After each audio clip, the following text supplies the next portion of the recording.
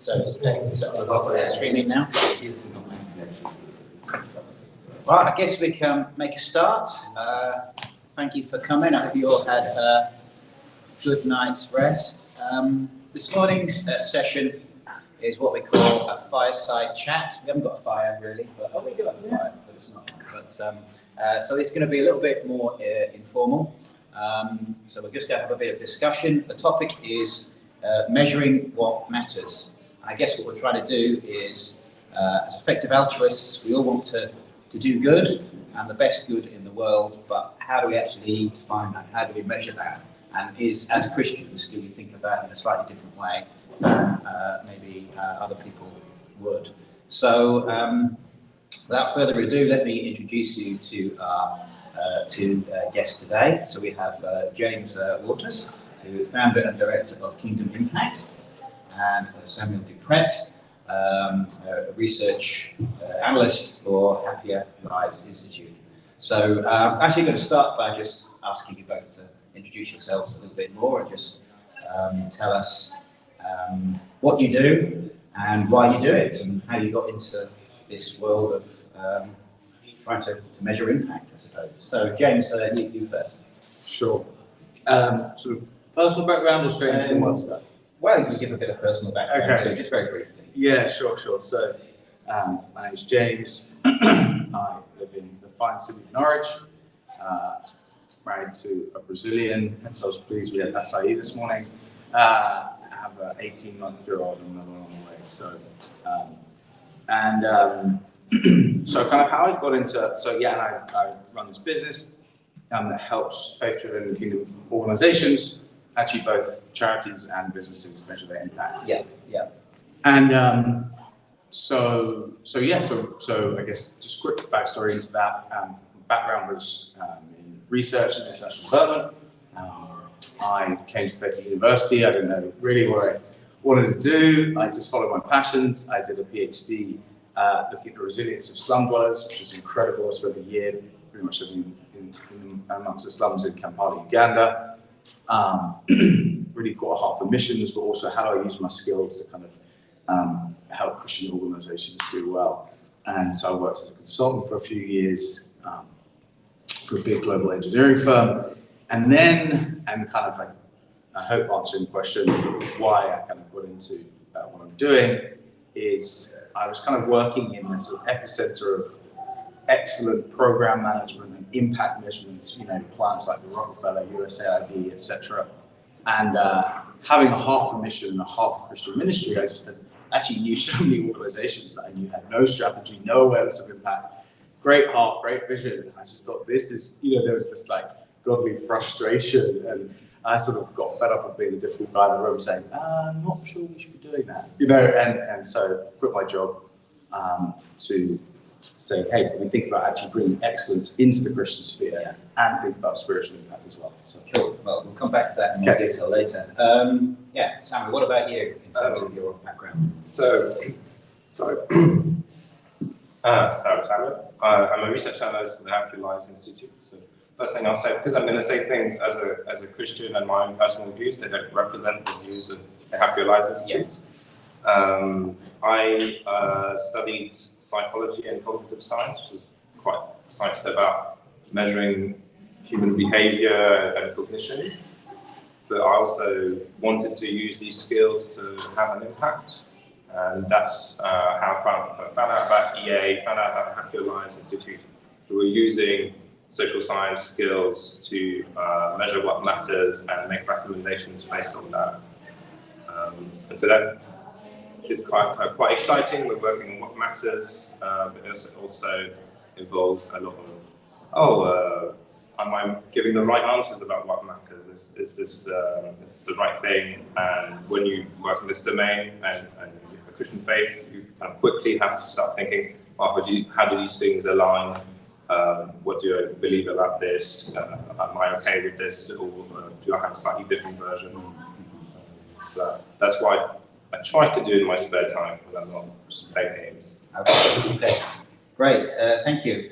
Just to let you know that we are using the Slido today, so if you do want to ask a question, please do put it on there, but I'm sure we can also ask questions in the room as well. We'll have time at the end for an open Q&A, so please do think about any questions you want to ask. So let's get into the kind of the crux of the matter.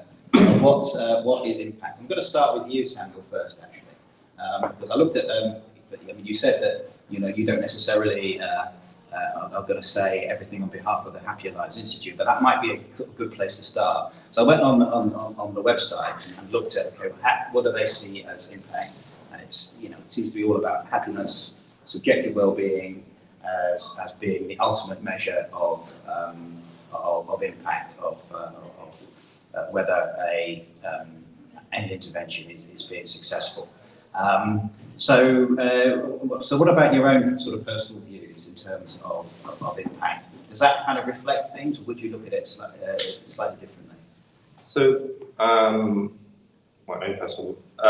So the first step is, what am I trying to do? So I work in the secular domain, where the question about impact is how do we distribute the limited resources we have? And as you said, the Happier Lives Institute answer to that is we look at well-being. So often charities or groups will report things like how many people they've treated or health or income created, and these things are great. But if you ask yourself the question, well, why is income good or why is health good? You realize these are only kind of instrumental, and you start getting to the question of what is ultimately good, what's intrinsically good for humans, and this is what we discuss as being well-being, and there's different theories of well-being, but in general, well-being, things like people's happiness or people having their desires satisfied about their lives, so I think that is the kind of the secular answer has to be, it's about well-being. It's not just about measuring income or things like that. And then as Christians, particularly, our goal isn't well-being or EA, Christ's glory, and because our source of defining for what is good and impact is God, we have to think about, well, what do we think is good? And in practical terms, for me, it means, well, do I set out my own model? Do I pick the best secular model and tweak it? Because I work in the secular realm and I want my research to be useful to secular people, I can't just say, well, this is you should measure this thing. I need to say, well, this fits with many Christian views, so we should use this as well. So one thing we can think about is what do you think Christians think is impact or well-being, and what do Christians value things beyond that? So in terms of well-being, I think you can have a Christian version of all of the theories of well-being, and you can disagree about these, and that's fine. I think what Christians would come to agree on is perfect well-being is only in the new creation, and for now we have something kind of incomplete. So, for example, having your desires satisfied is one of the big theories of well-being. As Christians might say, well, having your desires satisfied is good, but you want to align your desires with those of God. And that perfect alignment can only happen in the new creation. And then we want to ask ourselves, okay, well, well-being, quite good Christian versions of these definitions, but do we care about things beyond that? So I think there's plenty of examples in the Bible that God cares about our well-being. If only, for example, Jesus healing people that have non-deadly diseases, but also if you think about people in situations, if someone converts to Christianity in a country where they're going to be persecuted, you might measure their human well-being, and it might crumble because they're persecuted. But we would still think they're better off because they're Christians. So we seem to value this renewed relationship with God as something ultimate and beyond that. So there's something extra there, and then there's probably other things that if God gives a certain importance to life or to creation or to how we distribute impact and how we distribute work. Okay, that's really helpful, Samuel. So basically, same question to you, James. What are your kind of thoughts? responding to what Samuel said. Yeah. Well, I'm going to use a couple of notes because I want to get some definitions right. I love this, by the way. Great point, Samuel. So I want to start with impact and then go to well-being. And I think I want to almost take a step back because I think actually how the world I mainly interact with defines impact is actually a little bit different. It's not necessarily well-being focused. And so one of the groups I really appreciate is a group called the Impact Management Platform. They're more aimed at, I think, more the impact investing community, but they've done an incredible job to create a structure for thinking about impact, defining terms, and then aligning it with standardized measures. And so their definition is that impact is the change in outcomes, positive or negative, caused by an organization directly or indirectly, wholly or partially, intended or unintended, measured over chosen times. And so I think that's, that would be a definition I would go with. Because, and there's some key pieces in there. One is the change in outcomes. Someone talks about that. And the second is measured over chosen times. So to me, I take a step back and say, no, I actually wouldn't define impact. I wouldn't dive straight into well-being. The reason being that it depends what those outcomes are, and they can be broader than well-being. For example, environmental impact, climate impact. Now, ultimately, do all of those affect human well-being? Yes, but my definition of impact wouldn't almost presuppose well-being. Yeah, sure. So then I do think well-being is an incredible unifying measure, and I think it's great that EA focuses around it. But I think my definition would be maybe slightly broader than others. And so if we take kind of a holistic approach to it, which excitingly, I slightly push back on Sam's comment to Christian versions of, because and we come back to that, because I actually think as Christians, we should be the ones that are thought leaders and actually define things bottom up, rather than always thinking that we just get to kind of slightly label what the world has already done. That being said, we're behind the curve. So, so McKinsey and Harvard within the last 2 years, as two of the world's smartest and most influential organizations, have come out in different ways saying that spiritual health is important. So Harvard's work with Baylor, the largest grant that Baylor ever landed, $48 million, to look at human flourishing, is based on some of the work of an academic called Tyler Vanderweel, who integrates the importance of spiritual health. Harvard just came out saying 9 out of 10 of the world's global population, spirituality is of critical importance to them. Therefore, health, a definition of health, and I'd say that is well-being, has to include spiritual health. Completely, they're not aligning it to a particular faith, but they're saying we have to think about this. That's what I'm saying, that we're almost behind the curve. So I just read this. They say, our survey suggests that people define their own health much more broadly than the presence or absence of disease. Physical and mental health matter, but so does the degree to which people feel connected, socially valued, or have a sense of purpose. And so, and then Vanderweel, and you can look all this up, I can send links. They look at happiness and life satisfaction, mental and physical health, meaning and purpose, character and virtue, close and social relationships. And so, sorry, I'm kind of going a lot of detail at this point, but I think it'll hopefully frame some of your other questions.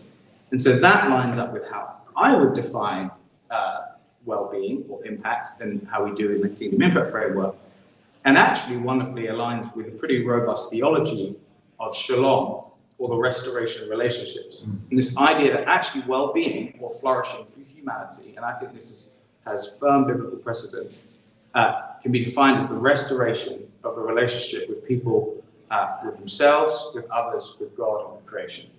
And when you look at well-being like that, then I think you can, you can actually use language that speaks to the world. I'm having conversations with global impact platforms, completely secular, that want to talk about wellness. But you can also come at it and say, hey, spirituality is of critical importance here. So yeah, absolutely. I'll pause there. No, I like that idea of shalom. Almost feel like we don't need to say anything else. I think you've answered the question.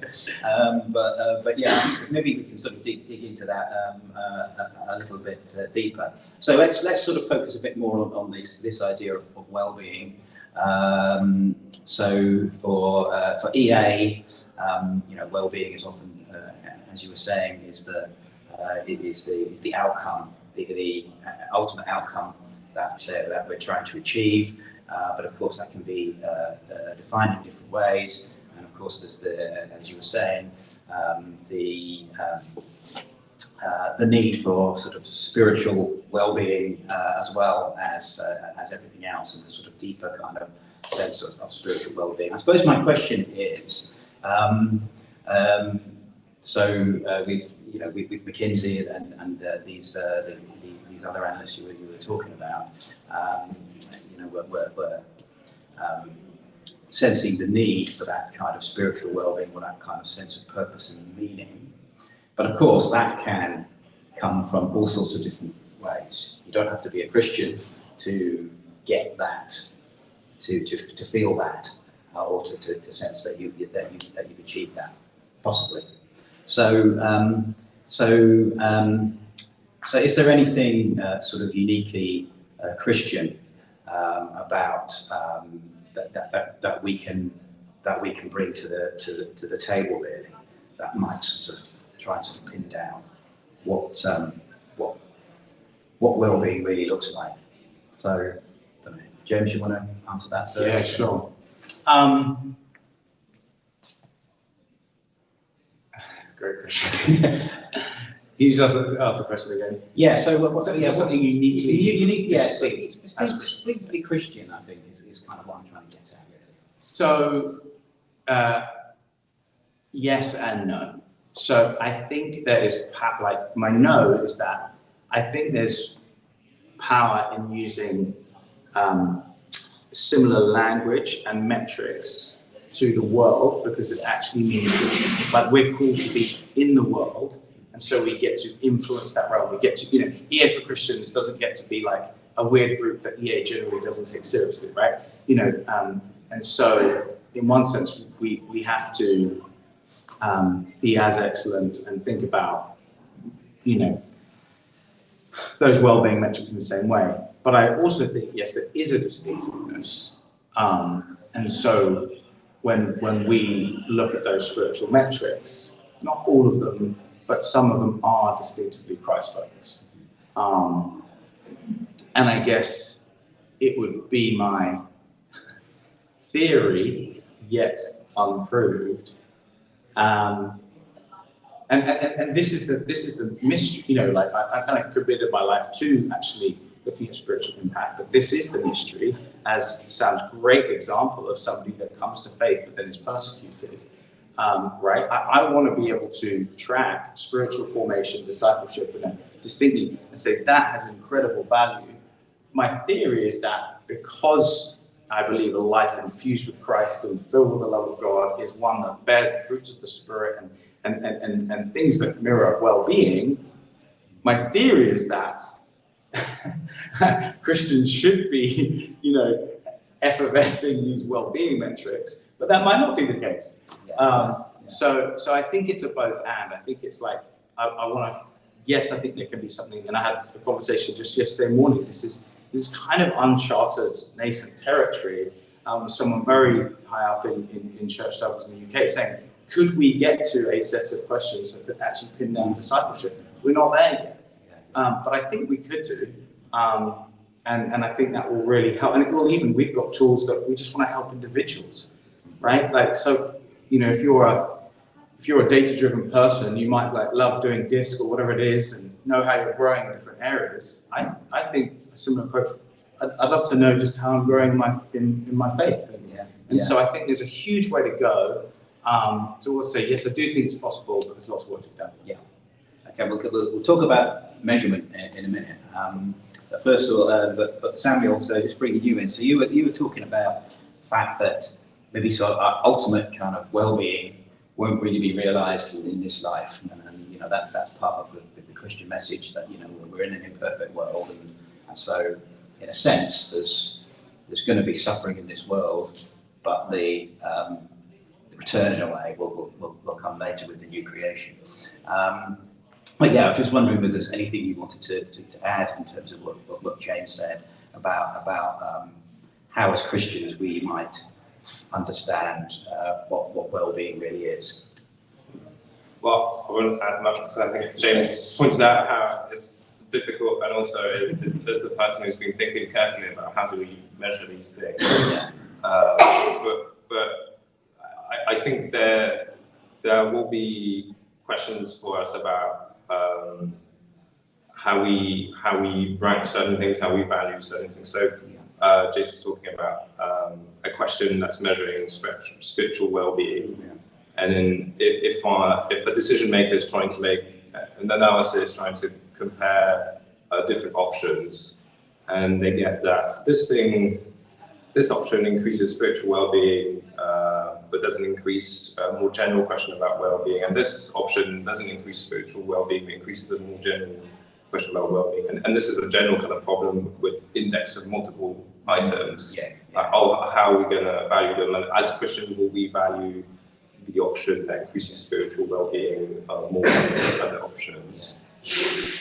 So I think there'll be questions there. And then around just questions about how do we think about well-being or ultimate well-being, and can we measure it? There will also be important questions for Christians about if this thing increases well-being but is clearly against like commands or virtues of Christianity, we will want to say something about that. Or how do we value like the well-being that's produced by improving people's lives, or saving people's lives, or creating new lives? And then if you want to go really complicated, like can we use these measures to say something about mission or not? So I think it's really difficult. So the world is already kind of struggling with defining well-being and how we use this. And we have kind of this extra mission of like, well, how do we do this on top with our own values and our own understanding of what ultimately is well-being for people? Can I add something to that? Yeah. This is we're going to keep talking for hours after this. But just picking on what I said, because it relates to something that was mentioned yesterday, is that I think, just to pull out something someone said, I think there's going to be these inherent trade-offs, right? And just being aware of those. Yeah. I remember when I was studying resilience, I wrote a paper on trade-offs in resilience, and everyone suddenly got excited about resilience theory. So basically put this paper out saying, no, this might actually not be, we need to be aware that we live in a complex world with unintended consequences. And so I think there may well be trade-offs, just like Samuel said, there may be trade-offs between, we already know there are trade-offs between income and life satisfaction, right? And so I think it's just being aware of these different dimensions. That being said, I will take a risk and a punt and say that my hope and belief is that 5 years' time, maybe longer, the world has basically proved what probably the smartest minds might not have said 50 years ago, which is that if you put people and planet first, organizations do better. So the work of, and again, this is more from the business realm, but the work of Mars Foundation and the Economics Mutuality said, like they said, because the world is saying, oh no, we just need to profit maximize, right? Financial. And this whole study said, actually no, organizations that put people and planet first do better long term. My supposition, and Harvard are going, well, why do people who worship once a week, why are they surprisingly more flourishing than everyone else, right? Hopefully everyone in this room has an idea about that. But my belief is that we will kind of prove that organizations that put people and planet first and have godly principles at their core will actually thrive. And I believe God will get the glory. Last good thing, it's already coming out in academic studies. So last one, there's a Harvard Business Review article called The Return on Character that basically shows that people who lead with forgiveness, compassion, integrity, and one other lead organizations that are much more successful. To me, that's basically the proof that godly leadership works. This is what's so exciting to me about this whole thing, that actually we can incorporate a spiritual dimension, do it alongside all these other robust measures, and I believe God will get the glory. Yeah, great. Okay, so let's talk about measurement, and let's try and get to the crux. So if we think that there is such a thing as has a spiritual impact, or godly impact in terms of how we go about business, how we go about our lives. How do we measure that? Can we measure that? Can we quantify that? How do we go about it? James, you first. Talking too much, but as you know, it's a topic I'm very excited about. So can we measure it? Yes, but with a great degree of humility and awareness that we might be getting it wrong, right? So my kind of hope is that there have been great progresses in measuring spiritual impact, but we're definitely still not there. So there have been standardized measures. There's a spiritual well-being scale that's faith agnostic, that's pretty well, statistically validated. There's a great organization that does work in the Philippines called ICM. Many people know about them. They've literally looked at the spiritual impact alongside health and livelihood outcomes, and it got picked up by academic journal and The Economist as actually and they've received secular funding because they're so good at measuring these different dimensions. So I definitely believe we can do. I mean, our survey in this realm looks at an individual's relationship with God, self, and others, and we're starting to capture that. So yes, but there's a bit of a way to go. Samuel, do you have any thoughts on that? How do we measure spiritual impact? Well, my job is measuring well-being. Yes. So I think, as I was saying, it's important that these tools are like statistically validated. And so sometimes people think, oh, income or health, those are objective. By the way, health measures are not objective. They have plenty of problems. These are objective, these are what matter. We can't trust measuring people. But actually, this is what the realm of social sciences have been doing for a while, which is we ask people these questions. And if these are concepts that are subjective in that they're inside people, that are happening inside of you, this is the only way you're going to get access to it, is to ask people to report on them. And this is the problem with well-being. To add my well-being pitch here, is that people tend to think, well, I'm going to make guesses about how good income or health are for people's well-being. Well, I'm going to have these well-educated kind of moral weights about it, but I'm not going to try and look directly at it. But actually, when you look directly at it, you capture what matters, and your priorities and your findings change. So when you ask people about their health or their income, then having depression doesn't come up as really important here, because the problem with depression isn't a loss in income or a health measure that involves people guessing how healthy you are when you have depression. Having depression is really bad because it feels horrible. And when you ask people how they feel, when you ask them about their subjective well-being, their happiness or their satisfaction in life, that's where it shows up as really bad. That's where relationships are as really good and loneliness is really bad. And so same thing with kind of any kind of spiritual measure. If this is something about you, about your behavior, about your internal feelings or understanding, you need to ask people to self-report on that. And we have ways of asking the questions well, checking that they're reliable. They don't just give random answers every time you ask them. Checking that they're valid. They measure what they actually measure. So if you have a measure of spiritual well-being that doesn't correlate with anything you think should correlate with spiritual well-being, participation in things that as Christians we think are important, then you think, oh, maybe this measure isn't working. When you look at life satisfaction questions and you look at a map of life satisfaction across the world, you see that the countries that are poorer, less developed, have more crises, have more public health problems. They tend to be less satisfied with their lives than the richer countries. So it's important to check this thing. Just because something is about how humans feel inside doesn't mean it's a wishy-washy way of asking these questions. And I guess and maybe this is something we'll have a chat again afterwards, is something with spiritual measures. With spiritual well-being, there's God is involved, and so there's this kind of difficult question about can my measure ever correlate with something in the spiritual realm? And maybe here the humility part comes from, well, maybe we don't attempt to do that, and we just attempt like self-reports from humans, and we already think that's important.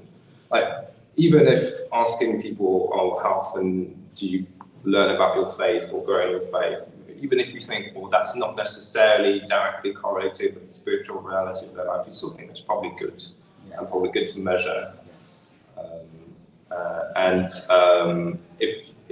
I don't also just, we're nerds about this, so I sometimes forget how kind of radical this is. Organizations, and you've worked with many, like, often just do not measure the right things. And so if you start measuring the right things, then you'll start aligning, putting people first. If your organization wants to do good and it's just measuring income, then income is driving everything, and income is not what matters. Yeah. Great. Thank you. Well, I think we're going to sort of open it up to a bit of Q&A now. I'm going to start by asking a question that's been put on Slido, and then we can get some more questions in the room. So, does promoting spiritual well-being mean giving equal legitimacy to non-Christian religious spiritual claims in the EA space? That's a good question. Who would like to tackle that one? One more time. So does promoting spiritual well-being mean giving equal legitimacy to non-Christian religious spiritual claims in the EA space?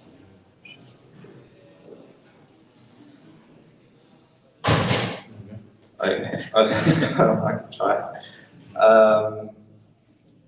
It depends what you use your measure of spiritual well-being for. If you use your measure of spiritual well-being to say, oh, this is, this doctrine or this doctrine is how we should design things, then that would give equal weight, and that would be problematic, because that's not what you personally want. Like, you believe what you believe, and to some extent you believe that other people should believe that. That sounds like, that shouldn't sound crazy. Like, if you believe something is right. But if you're using spiritual well-being as an input to people's well-being, and then you're making decisions about increasing well-being in the world, then in secular EA, you're weighting everyone equally.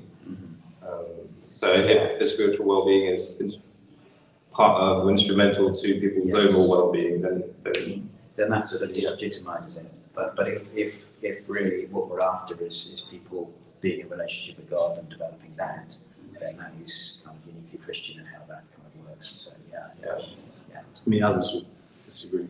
Yeah. well, yeah, of course. But do anybody in the room would like to ask a question? Can you tell us that we answered that question wrong? Well, the Slido didn't work. I got one question on Slido from today, and we've got some actually. Somebody's put some questions on 3 days ago. I might get onto those, but let's have some. Eleanor, for you first. What would you say is the role of both the church and the Bible in our understanding of well-being, and what we should do to increase it in the world? Yeah, amazing. No. I just keep defaulting to buy myself a bit of time for these good questions. So, the role of the Bible, I think, if we are to have a Christ-centered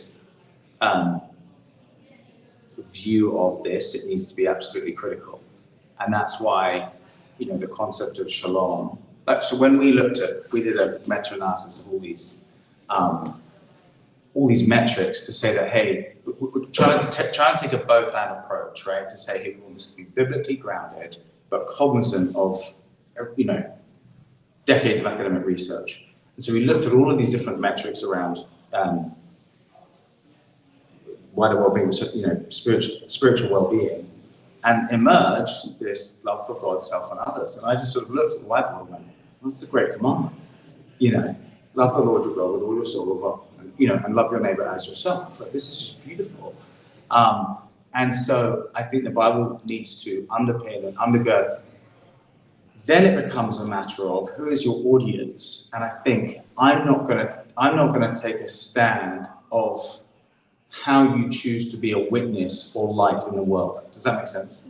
So, and I'm going to change my language according to who I'm talking to, because I think that's what Jesus did. I think that's what Paul did. I think that's entirely biblical. And so I want to, and to the point as well, again, jumping a little bit to the last question, yeah, I think spiritual well-being questions can be general and can be faith agnostic, but because I'm really interested in it, I think this room should be interested, I'm going to have some in there that are Christ-centered as well, right? And so I think the Bible needs to undergird, but then we can be wise in how we use our language. I'll give you an example. Bruno Roche was one of the leading thinker in that Mars and the Economics of Mutuality. A lot of his thinking came from Jubilee economics and the Bible, right? And so later, do people now think that like there's a biblical underpinning to the fact that you put people on planet first and organizations do better? No. But like it's where his inspiration came from. Others like ICN are wrestling with like how do we measure kind of conversion in different contexts, and it's just so I think, but both of those organizations, or individuals are undergirded by the Bible. Role of the church, to really get on this. And I can say this having met with a senior church leader yesterday who admitted we're just behind, right? And I think the church has been so afraid of metrics and so afraid of measurement. It's changing. It's really changing. But I want to be dialoguing with Harvard. I want to be dialoguing with McKinsey and saying, hey, and also the Islamic world are already there. They're already for example, I bring in a lot of examples of impact investing, it's blah, blah, blah, but Islamic finance is already there. It's engaging with the UN.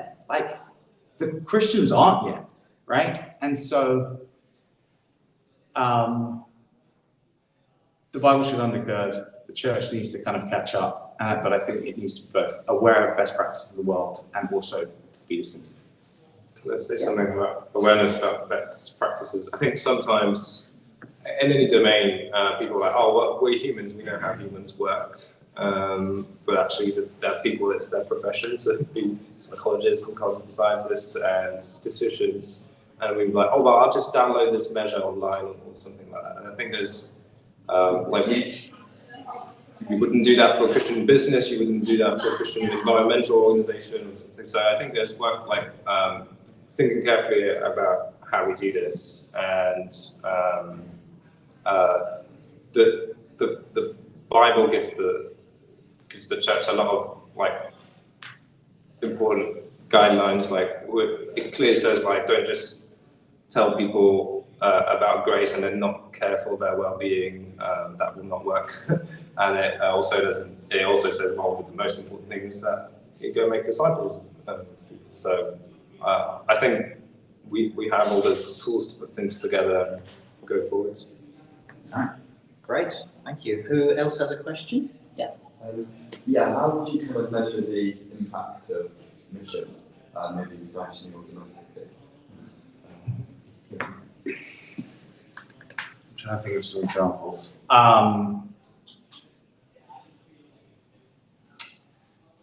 So it's going to be completely dependent on what that mission organization does. So slightly dodging the question, but I'll get to it, right? So in one sense, you're doing exactly the same as you would in any other impact evaluation, right? What are the outcomes? What matters? Who are the people you're trying to affect? Have we identified those, the kind of the who? What are the outcomes? So then let's have some good measures of what we are trying to achieve. Is it discipleship? Is it just to hear the gospel? Different mission organizations do very different things. So it's real clarity on what the intended impact is, clarity on outcomes, robust methodology, and then some way of actually, if possible, gathering data from those individuals. So one example, okay, this isn't mission, but I've heard lots said about stadium events. Well, in the last couple of years, we've actually measured the impact of 3 stadium events, like mission events, just through very robustly asking people about their attitudes and behaviours 3 months before, 1 month after, and 3 months after, probably usually done 6 months after this event, and you can quite clearly see whether they are, whether their beliefs have changed, whether they're praying more, fasting more, telling people about Jesus more, being asked about Jesus more. So it's almost just taking a clear methodology. Does that answer your question? Yeah. But it can be really tricky because, and I'll just acknowledge one of the complexities, is then, let's say your mission is to a country of another faith or another, the real complexity there is how you ask those questions in a way that doesn't offend or actually maybe get that organization kicked out. So I actually have some of those examples, and you have to be very, very careful. And then sometimes it actually becomes, well, maybe we need to park our robust survey methodology and rely more on relationship, but just still try and be robust with that. Does that make sense? Basically, you're not going to send a survey around about how much do you love Jesus in a closed country, because you're going to get kicked out pretty quickly. And is there only a very small minority of Christian charities that are actually focusing on having really robust measures of working all of it down, rather than just counting on the people who say they become Christian? I don't want to become unpopular, so no, I mean that's slightly unfair. No, I think it's I think there's a huge spectrum, right? And there's a huge spectrum of and one of the challenges with this, and Kate talked yesterday, a huge spectrum of capacity, right? So we work with Compassion, who maybe they literally have multiple teams. They'll have a qualitative team, a quantitative team, I think 5 different teams under impact measurement. And I'll also talk to an organization that has no compelling theory of change. So there really is the whole spectrum that quite often is a capacity issue. It's not like a lack of willingness or intentionality. And so that's why one of the things we're doing is to try and actually almost democratize that and building a platform to try and the gift survey we're going to basically get out there for free. And we're going to create a learning community to try and actually equip those smaller, medium-sized organizations. And again, just back to Kate's point, sometimes the most robust impact evaluation, spiritual or otherwise, is just not feasible for a really small organization, right? And it would put too much of a burden on them to do so. So it's not necessarily the wisest thing to do. Right. Do we have anybody online wanting to ask a question, or just checking? No. Okay. Dominic. Yeah, make one comment, last one question. On this, so super interesting. But I'm a bit worried about, you said, being in dialogue with Martin and kids about spiritual well-being and spiritual health. Because don't they see spiritual, so one problem is not that you mentioned, yoga and breathing and Scientology can also have good effects on well-being. And the other problem is that they see spirituality purely as a means to an end. Whereas as a Christian, I see that as well. I mean, part of the reason I go to church is just because it helps me structure my week and so on. But in addition, I see it as an end in itself. And that gets completely lost. And so if we're too much putting this under the blanket, don't we implicitly give legitimacy to this view that spirituality is just like an exercise, it's just a means to an end? My question is also completely separate. In your personal life, do you think it would be helpful if Christians were more quantitative in their spiritual life? Because you're talking about organizations, but in many other domains, we have become more quantitative, like dieting now, it's so quantitative. Or Did you say tithing? Dieting. Dieting. Or exercise, many persons. Oh, yeah. The same things that we discussed with respect to poverty, health, and etc. Income. We have become more quantitative, they optimize self, quantitative stuff. So, and you are saying, measuring spiritual impact is great, and I fully agree. But will you apply that to your personal life? I mean, are there groups where you would suggest, hey, you're Christians, please measure how many times you quarrel per day or how many times you pray per week. I just asked my wife.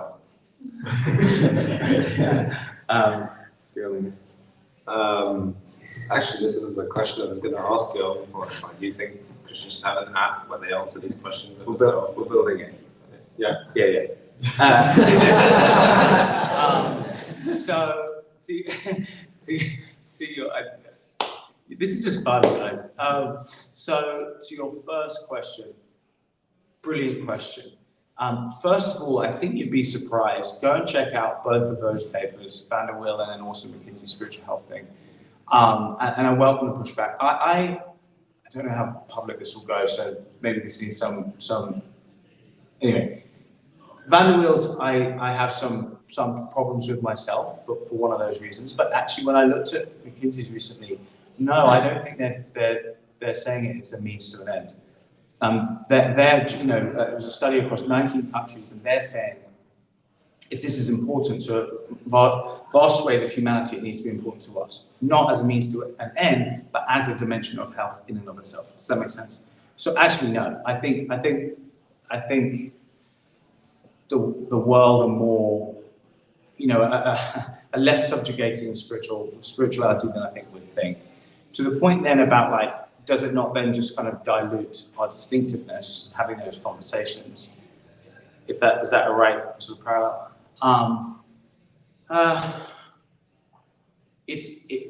There I would say it's having the different language and the different conversation with different groups, right? So, and again, I think it's being in the world but not of the world. So if I'm working with an overtly Christian organization, we are very clear, I'm working with brothers and sisters to help them measure their spiritual impact, be that discipleship or whatever it is, it's very clear. But if I'm having this conversation over here, it's like being smart and actually getting to shape that. And I want to be able to have that conversation and say, hey, we're going to use a standardized life satisfaction measure. I also want to bring in a measure on how people read their Bible, because that's consistent with, this group. And there it's almost like being a sort of, this is how I see it. And honestly, it is evolving, sort of like should I just work with Christian groups? But I think there's an opportunity to work in this space and actually be salt and light amongst it, and almost sort of the gospel, then there's more of a Trojan horse. But where it's in, hey, I'm completely on the same page as you, yeah, great, let's use a standardized life satisfaction measure or the generic flourishing measure, but we're also going to put in these couple of questions that are more price-centered, and then that's, they might say that's a pile of trash. Okay, that's how I'm coming into this conversation, and I think you'll find that I haven't had it yet, I'm just sharing you my hopes. Does that answer your question? Should individuals be more quantitative? I'm not going to say whether you should or shouldn't, but I definitely think we should have the tools to allow us to, right? Like, I want the tools to allow me to know whether I'm growing in certain skills, whether I'm growing in team dynamics, whether I'm, all of those things that are helpful. And so I think we should be bringing those tools to bear in the spiritual dimension as well. So we've developed one psychometrically validated Christian character index that's biblically based. It's sadly slightly sitting on, it's in development.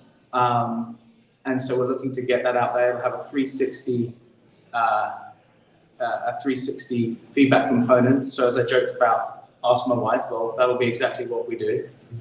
So if you have a conversation with a mentor, be like, hey, are you happy sharing that with your boss, your wife, your kids? They're the ones that are going to tell you whether you're bearing the fruits of the Spirit. And so we're doing that. And then I'm also just starting to work with an amazing, large, I can't yet say the name, but a very influential kind of group who help people think about their discipleship on a spiritual health measure. That also will be very accessible, give you an automated report, etc. And so, it's an area I'm really excited about.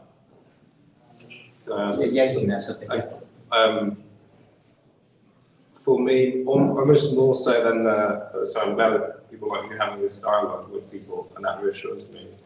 I think the other point where the danger might be is if an organisation measures spiritual well-being, if a government agency measures spiritual well-being, we can debate about the definition about it, but afterwards the question is what they're going to do with that at the decision-making point. So if they're going to say, well, actually, we don't care, we're just going to pick the general well-being question and make decisions about that, then people are just making decisions about well-being, and the spiritual well-being is just instrumental, and that's it. But if then there might be other decisions where we're like, oh, this is not what we want. But I think it's going to be about at the decision-making point, and it might be a question for Christians when we see an index where we have a spiritual well-being question. Is that, do we treat that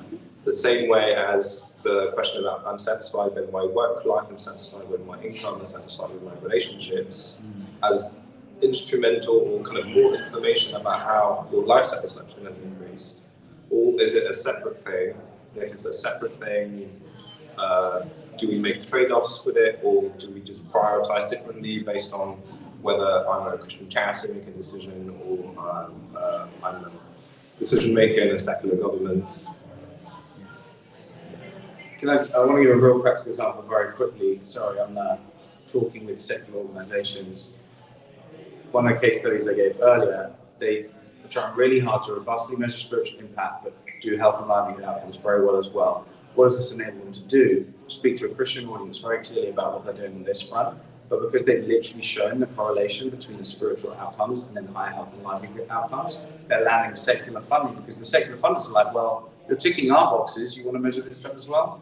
And you've got evidence that it actually makes these things hard. Like, who's not going to fund that? So I think it can be done. Right, I think we're going to have to hold it there. Sorry if you if you do have more questions, then we'll be around all day, I'm guessing, and please do have conversations over coffee and over lunch. But for now, let's thank our panel and.